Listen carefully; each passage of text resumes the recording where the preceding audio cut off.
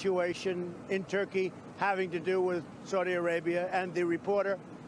And nobody knows quite yet. Nobody's been able to put it all together.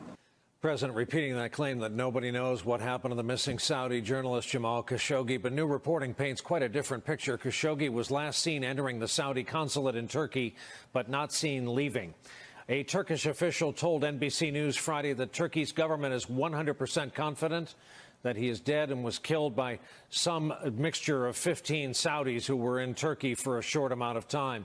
Like so much of what he says, which falls outside the norms for U.S. presidents, Trump has done business with the Saudis for years. That colors his remarks. Trump himself touted the successful relationship on the campaign trail.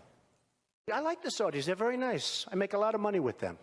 They buy all sorts of my stuff, all kinds of toys from Trump. They pay me millions and hundreds of millions. Saudi Arabia, and I get along great with all of them. They buy apartments from me. They spend 40 million, 50 million. Am I supposed to dislike them? I like them very much. David Farenthold, who's standing by to join us, writes this along with his colleague at the Washington Post, Jonathan O'Connell, quote, Trump's business relationships with the Saudi government and rich Saudi business executives go back to at least the 1990s. In Trump's hard times, a Saudi prince bought the super yacht and hotel from him. The Saudi government paid him $4.5 million for an apartment near the United Nations. And more recently, the Post reports, Saudi lobbyists spent $270 grand last year to reserve rooms at Trump's hotel in Washington. Just this year, Trump's hotels in New York and Chicago reported significant upticks in bookings from Saudi visitors.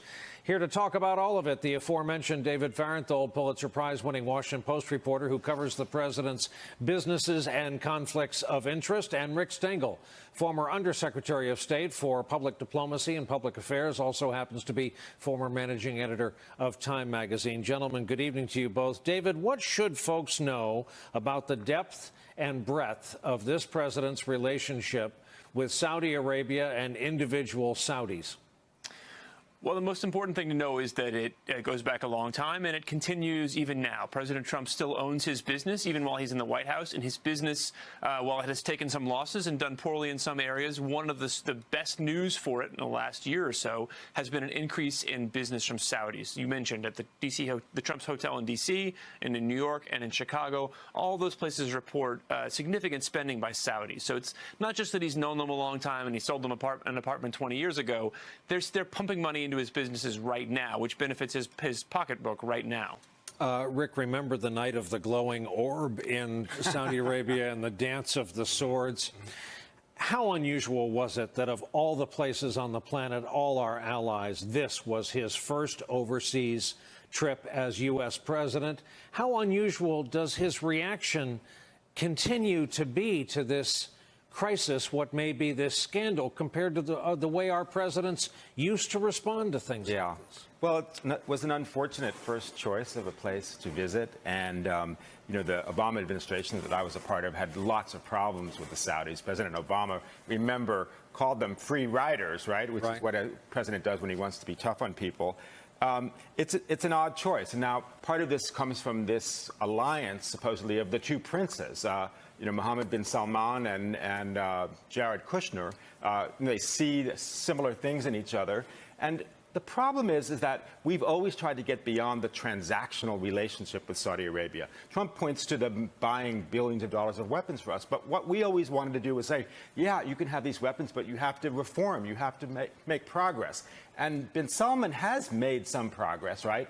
Allowing women to drive, opening movie theaters. But he also has this indiscriminate bombing campaign in Yemen. Right. And he imprisoned his fellow princes without due process and extracted money from them. He's a very, very mixed bag. And our job should be to try to get him to be more modern and more progressive, not to indulge these kind of maniacal activities that he's engaged in.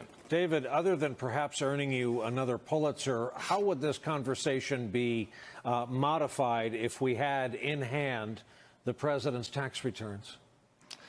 Well, we certainly know the nature of the president's business relationships with Saudi Arabia. What we know now comes from our reporting, comes from things we've found through talking to investors in Trump's hotels. There's no systematic accounting, at least publicly, from the Trump organization of their business with the Saudis or with any other foreign government. So if we had the president's taxes, if we had more details from the Trump organization about their foreign customers, we'd be able to evaluate this. Right now, we're sort of groping around in the dark. We know a little bit of it, but there could be a lot more we don't know. Rick Stengel, you were in the communications business in the private sector and the public sector. By how much does what we're hearing from this president, calling out this missing journalist as not being an American citizen, by how much does this differ from the norms that we are used to from our presidents? Nothing like it. I mean, by the way, the status that Mr. Khashoggi had is the same status that his mother-in-law and father-in-law had until 2 months ago. Thank you for raising that. And they have constitutional protections as well. So this is so far outside of the norms of never mentioning human rights. Of this, the thing that's also disturbing is the people who are saying that Mohammed bin Salman, who's not that sophisticated, looks at the attacks that Trump does on journalists, calls them enemies of the people, and thinks, well, maybe I'll get rid of this journalist. And obviously, President Trump won't care very much because he regards them as enemies of the people.